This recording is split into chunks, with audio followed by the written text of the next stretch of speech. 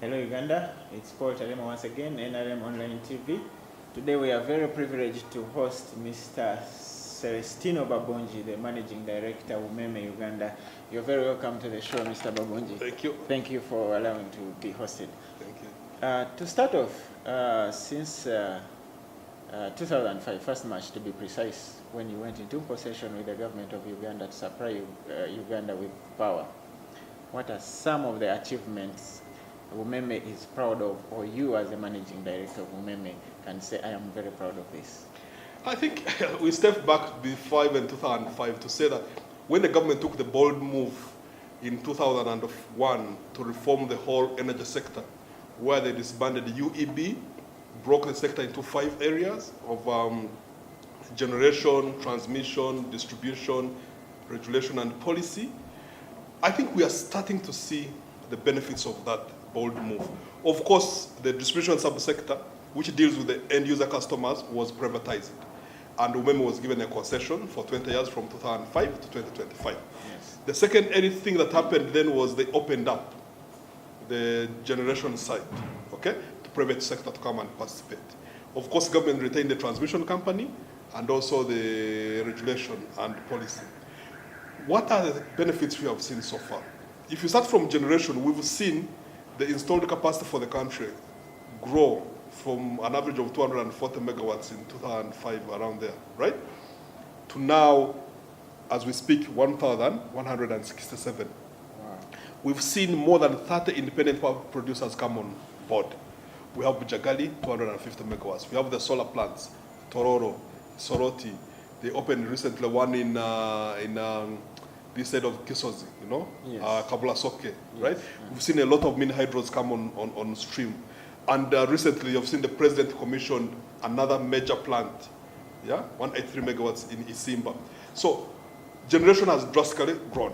If you come to distribution, you say, what, are you seeing the benefits? I will say, yes. As remember, we inherited around 290,000 customers in 2005. As I speak, I have more than 1.3 million customers. So over that period, we've added 1 million households to the grid to benefit electricity. The second area you look at is how much kilowatt hours are you selling, yeah, in terms of consumption, because that indicates the amount of power that's being used to drive industry and homesteads. Yes. It has grown from 1,000 gigawatt hours in 2005, threefold. Last year we sold 3,011 gigawatt hours of electricity. And what we see, for example, last year, we are seeing a lot of industrial growth. Electricity demand by industries is growing at 12%, ahead of GDP growth of 6%. These are the things you look at. Then you look at the network. The network has more than doubled. We inherited 5,000 transformers. Now we have more than 13,000 transformers on the network. We inherited around 16,000 kilometers of lines. We have more than 3,000 kilometers of lines. So when you look on broad, the penetration of electricity has grown from 5% to now more than 25% as we speak. Still a lot of work to be done ahead, but we are glad that the rebasing has happened. And also we are glad that a lot of investment has come into the sector. We are glad that by end of this year, another major milestone will be achieved in terms of commissioning of Karuma. What is important now is connect more, attract more industry for economic use of this electricity. So I can say on balance, the reforms have drastically paid off for Uganda. Wonderful. Thank you for doing that. Thank you to UMEME, definitely. Speaking of the future, what are some of the plans you already have to more revolutionize the power industry for more connectivity of customers? What are the plans you have already in line? Of course, as a concessionaire, what we do is our plans are linked to the government plan. Because as a concessionaire, UMEME, we have been given the right and permission and the contract to deliver what ordinarily the government would be delivering. So whatever we do it on behalf of government of Uganda, okay? And government agenda at the moment is energy for economic and social transformation of Uganda. That's why, in terms of investments from government, a lot is being targeted towards building dams and transmission lines. And also you must, of recent there was what they call the electricity connection policy, which is aimed at us connecting as many Ugandans as possible. All you do is you apply and you are connected for free. You only pay 20,000. Now, when you look at that, our agenda for the next few years is cut out. It means grow penetration of electricity across the country, okay? Through implementing the government's electricity connection policy. Grow demand, because much of the power is now being generated, so we need to use it for economic development. The other sticky issue is around pricing. The president has been very clear to say, we need fair pricing. For us, we are saying fair pricing means that you price, remove any inefficiencies that may be in. For us as a distributor, our main contribution is reducing energy losses. And as a company, we've been very successful in that. We've reduced energy losses from 38%. Last year, we closed at 16.6 percentage points. So when you add up all those, you see that really our agenda in terms of electrifying Uganda is clear, in terms of improving efficiencies is very clear, but the other one is building the capacity of the country's engineers and technicians to run the sector is very, very clear. So the Ugandans should be assured of reduced pricing as time goes on? Pricing is a function of a number of items, because pricing is when you're pricing something, look at what's the total cost of delivering this item, yeah, and you spread it over the units. So for prices to come down, our inputs in terms of cost must come down. And I'm glad that the new dams that are coming on board, they are coming on board to deliver power at, we have been informed that they will deliver power at a reduced cost. Our job in terms of reducing tariff is to grow the base, because you get the cost over the cost of the units that you are selling. So the key thing for us, the burning platform, is how much can we sell more, as many units as possible. That's why we need to connect more customers. That's why we are targeting the industrial parks. That's why we are targeting reliability. Because the more the volume, the lesser the likely reduction in pricing. It may not go down immediately, but when you take a long-term view, prices may relatively come down. Thank you for that.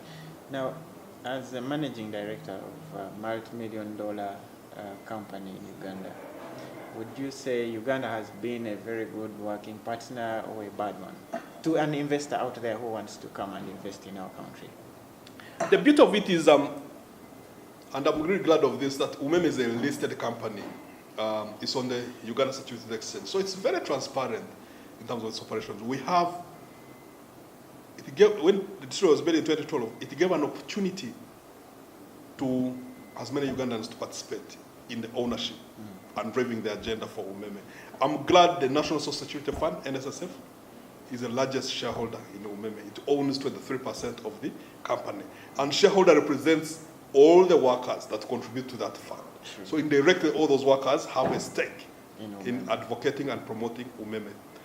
That, when UMEME is successful or there's any profitability, you will see that that profitability will be shared within the workers, who are mainly also customers, and it will remain within the country.